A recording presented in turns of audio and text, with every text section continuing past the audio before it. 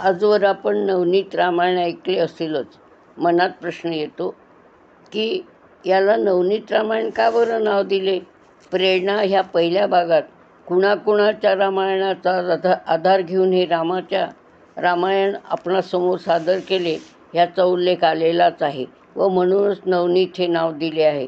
पण पूर्ण रामायण ऐकून, वाचून किंवा सांगून झाल्यावर ह्यातून काय घ्यावे, ह्याचं सार काय, हा एवढा तर्क घुसळण्यातून कोणते नवनीत मिळणार हा प्रश्न उभा राहिला. खरे पाहता रामायणातून भक्ती दृढ होते हे तर खरेच, पण एक एक पात्र आपल्याला गुण प्रदान करते. ते गुणच नवनीत होत. प्रत्येकाकडून काय शिकण्याचा प्रयत्न करावा हे सारांश रूपाने पाहूया व ते आत्मसात करून या स्वराज्याचे सुराज्य करण्याचा आटोकाट प्रयत्न करूया. अयोध्येत राम मंदिर झालेच आहे. या देशातील प्रत्येक मानवी देह हे श्रीरामाचे मंदिर व्हावे. ते मंदिर गुणरूपी सुवर्णाने मढविलेले व्हावे. या मंदिरातील प्रत्येक खांब हिरे माणकांनी म्हणजे विशेष गुणांनी शोभायमान व्हावा. म्हणून रामराज्यातील एक व्यक्तीच्या गुणाचे ग्रहण आवश्यक आहे. रामपिता दशरथ प्रजाईत दक्ष कुटुंबवत्सल होता. रघुकुलातील प्राण जाय पण वचन न जाय हे ब्रीद बाळगणारा होता. हे त्याचे गुण. पण त्याचे कामविकारावर नसलेला काबू व सारासार विचार न करता एकदम वचनात बद्ध होण्याची सवय त्याला घात करणारी ठरली. हे म्हणजे दोन दुर्गुण आपण त्याज्य होत. आपल्याला त्याज्य ठेवले पाहिजेत. कौसल्या म्हणायला पट्टराणी, का तर सर्वप्रथम दशरथाशी विवाह केला म्हणून, पण त्यानंतर त्या सर्व सवती व त्यांची मुले ह्यावर प्रेम करणारी. तिचे मातृवात्सल्य विशाल होते. म्हणून सर्वांवर मातृवत स्नेहवात्सल्य केल्यामुळे महालातील वातावरण द्वेष, मत्सर, असूया यापासून दूर होते व म्हणूनच पुढची पिढी मत्सररहित उपजली. म्हणूनच सावत्र असून सुद्धा हे चारी भाऊ एकमेकावर अतोनात म्हणजे सख्खे भाऊ करणार नाहीत एवढे एकमेकावर प्रेम करणारे निपजले. आजकालच्या विभक्त कुटुंबांनी तिची वत्सलता बाणवली तर वृद्धाश्रमांची व पाळणाघराची गरजच पडणार नाही. सुमित्रा नावाप्रमाणे सर्वांशी मैत्री करणारी. तिचा सेवाभाव लक्ष्मण व शत्रुघ्न दोन्ही मुलात पुरेपूर उतरलेला. कैकेयी कुमात न जायते तशी आपल्या मुलाची इष्ट चिंतल्यामुळे व मंथरेसारख्या दासीचे ऐकल्यामुळे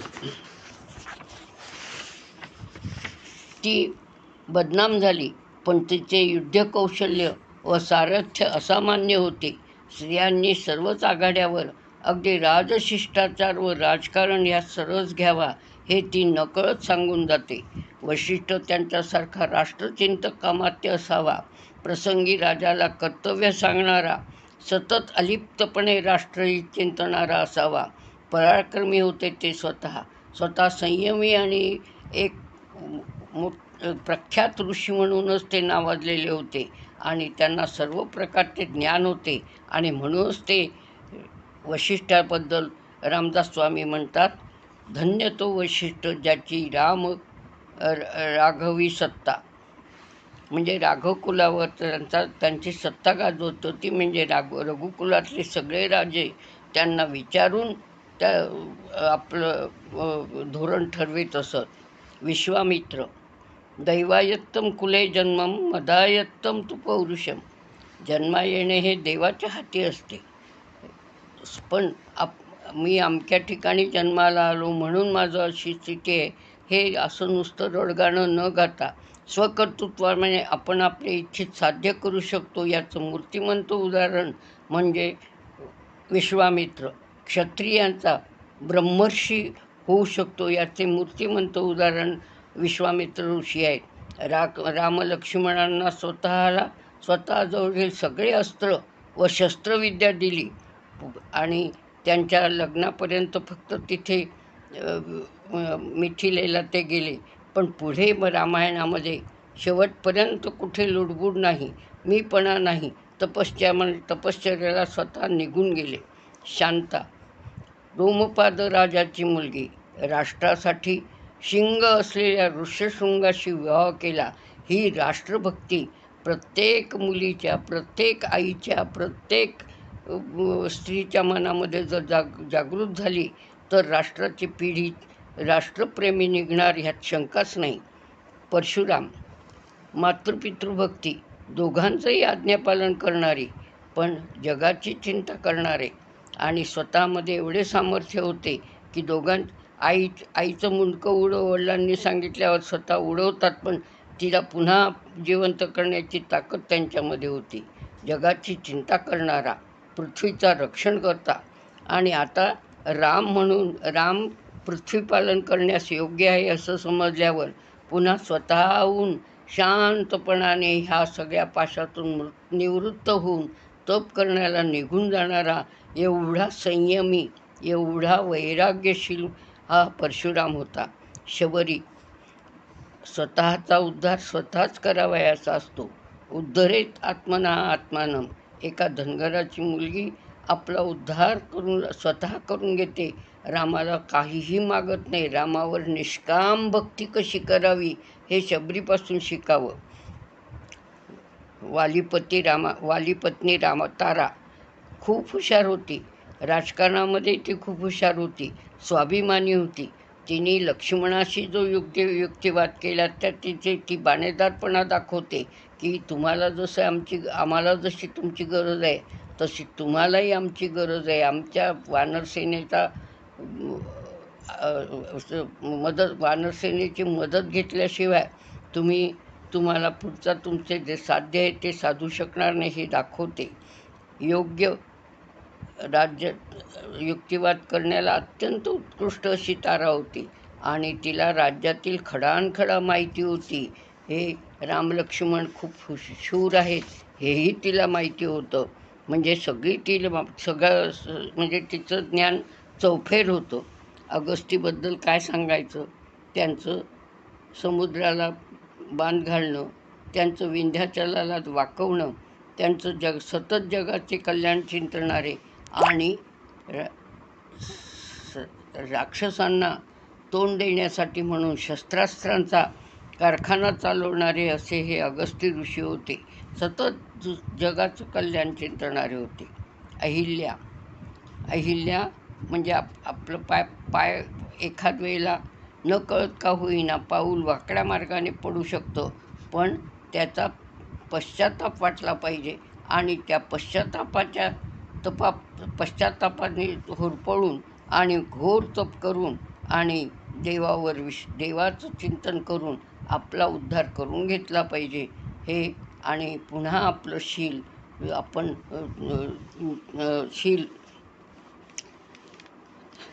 शील सिद्ध केलं पाहिजे. हे अहिल्याचं चरित्र सांगतं. निषादराज हा दशरथाचा मांडलिक जरी होता तरी तो भावाप्रमाणे दशरथाला मानत होता आणि तो इतका प्रामाणिक होता की भरत जर रामाला त्रास देणार असेल त्याला अडविण्याचा त्याचा निर्धार होता.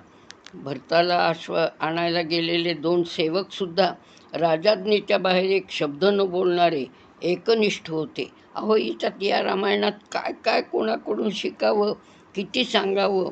सुग्रीव, अंगद हे आदी वानर हे सगळे महापराक्रमी. त्यांच्यामध्ये एक शिस्त होती. त्यांचे आपल्या नेत्यावर खूप विश्वास होता. रामावर अत्यंत भक्ती होती आणि ह्या सगळ्याला कारण म्हणजे आणि म्हणून तो राम त्यांच्या पराक्रमामुळं हे रावण युद्ध जिंकू शकला. बंधुप्रेम हे सुग्रीवाचं तर पाहण्यासारखं होतं. तसंच रामाशी त्यांनी जी मैत्री केली ती त्यांनी शेवटपर्यंत निभवली. कर्तव्यात कधी त्यांनी कुचराई केली नाही आणि तो रामाशी एकनिष्ठ राहिला. वाली त्याचंही बंधुप्रेम खूप होतं, पराक्रमी होता.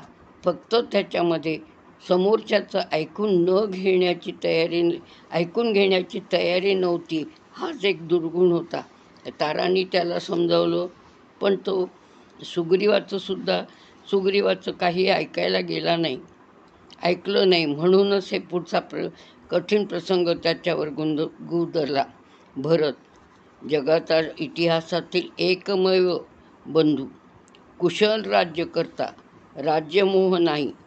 रामाचं राज्य आहे ही जनतेची ठेव आहे हे मनात पक्क बिंबवून आणि रामासारखाच आपण वनवास नंदीग्रामामध्ये भोगून स्वतः राज्यकारभार चालवणारा आणि राजकारणी, कुशल राजकारणी आणि जनतेची ठेव म्हणून तो सांभाळणारा हे भरताचे चरित्र हे प्रत्येक अभ्यासक्रमात असावं आणि राजकारण्यांकडून ते घोटून घ्यावं असं आहे.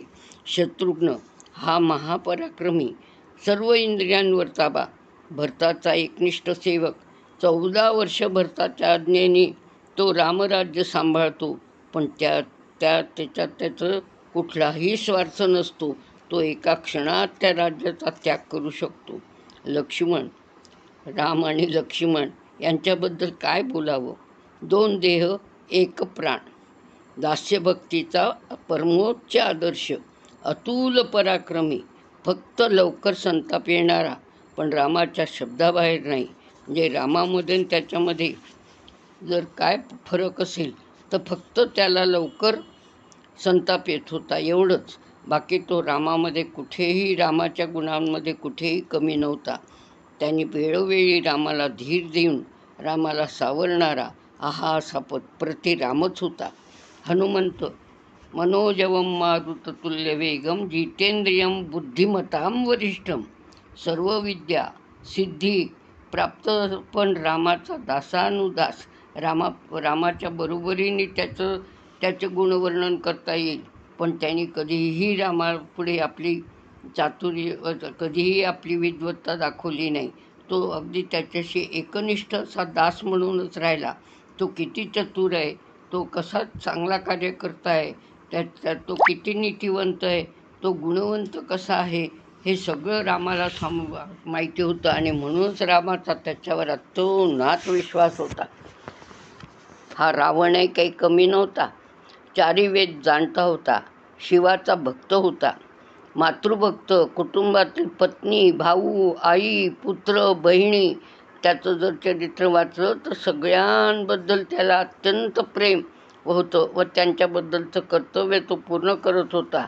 तो स्वतः दिसायला अत्यंत सुंदर होता, पण त्याचे स्त्रीलंपटपणा, म्हणजे रामाचं एकपत्नीव्रत घ्यावं आणि त्याचं स्त्रीलंपटपणा सोडावा, त्याचं विलासी वृत्ती, म्हणजे हे सगळं जगामधलं जे आहे ते सगळं नश्वर आहे, याच्यामध्ये आपलं मन गुंतू देऊ नये हे रामचरित्र सांगतं. तर हा विलासी होता रावण आणि गर्विष्ठ पण होता. हा गर्वाचं घर नेहमी खाली असतं. अति दर्पे रता लंका असं म्हणतात, ते काही खोटं नाही. म्हणून त्याचं श्रीलंपटत्व, विलासी वृत्ती आणि गर्विष्ठपणा हे गुण त्याज्य करून त्याच्याकडे एक विद्वान आणि कुटुंबवत्सल आणि शासनकर्ता असा आणि महत्त्वाकांक्षी राजा म्हणून पाहायला हवं. मंदोदरी, पतीचे प्रेम जिंकणारी, एवढा कामुक पती, त्यांनी इतक्या लोकांवर अत्याचार केलेले ते तिला सगळं माहिती होतं आणि ती प्रत्येक वेळी त्याला सांगत होती की हे तुमचं करणं तो एक दिवस तुम्हाला नाशाकडे घेऊन जाईल. आणि म्हणून त्याला तरी त्याच्यावरचं प्रेम मात्र तिचं कमी नव्हतं. ती रावणाच्या मृत्यूनंतर जो विलाप करते आणि रामाला म्हणते की मी आता सहगमन करणार, ते तिचं प्रेमच ते दाखवतं. सीता तर या चरित्राची नायिका. खरं म्हणजे सीता, काय काय गुण सांगावे तिचे. चतुर, सेवाभावी, म्हणजे लग्न होऊन आली तर सगळ्यांना सेवेने तिने आपलं असं केलं. म्हणजे कुटुंब, समाज, देश यांचा विचार करणारी, आपल्या स्वच्या परीघ वाढवणारी. ती अत्यंत तिचं मन अत्यंत सशक्त होतं आणि त्याच्यामुळं ती कुठल्याही गोष्टीला अगदी शांतपणाने सामोरी जाऊ शकत होती. पतिव्रता होती. पतिव्रता म्हणजे पतीच्या राक्षस संहाराच्या प्रतिज्ञेत व्रतात स्वतःच्या त्यागाने व सहनशीलतेने सहभागी होणारी अनुरूप अशी होती. कुणाबद्दल द्वेष नाही. रामाला थकीत करणारा युक्तिवाद करणारी, धकधकतेशील असणारी, रावणाला न घाबरता त्याला प्रत्येक वेळी योग्य उत्तर देऊन लाजविणारी, वज्रादपी कठोराने पण राक्षसी स्त्रियांशी मृदुनी कुसुमादपी असे वागून त्यांच्यात योग्य बदल घडविणारी व त्यांची सुसंगाती अशी रामाची प्रेरक शक्ती, कुठेही अपशब्द नाही, ऋषितुल्य आचरण आणि लवकुशीला घडवणारी आदर्श माता. हे सीतेचे काय काय सांगावे. माझी वाणी इथे कुंठित होती. तसेच रामाचं चरित्र सांगतात किंवा रामाचे गुण मी काय सांगणार. रामचरित्र नाही. एका ठिकाणी म्हटलेलं आहे की रामाच्या अंगी 125 गुण होते. आता 125 गुण कोणते कोणते हे सांगत बसण्यापेक्षा या सगळ्यांचे जे आतापर्यंत आपण गुणवंतांचे गुण पाहिले ते तर रामामध्ये गुण होतेच, पण शिवाय त्याचं एकपत्नी व्रत, सत्वपात्रातील सर्व गुण होतातच, पण पितृ आज्ञा पालन, पितृवचन पाळण म्हणजे पित्यांनी दिलेलं वचन आपण पाळणं, नंतर मर्यादा ओळखणं, प्रसंगी मातापित्यांना पण नीतीच्या गोष्टी सांगून योग्य तऱ्हेनं समजावणं, धीर गंभीर, अतुल पराक्रमी, जनहितकारी, धर्म, नीती, मर्यादा पालन, गुरु आज्ञा पालन, अतोनात बंधुप्रेम, त्याग व समर्पण, मित्रत्वाचा राजा म्हणून, पती म्हणून कर्तव्यपरायण, अजिंक्य, अगाध मर्यादा पुरुषोत्तम राम, गुणांचा मूर्तिमंत पुतळा, क्षमाशील, करुणाघन, सर्वांग सुंदर राम.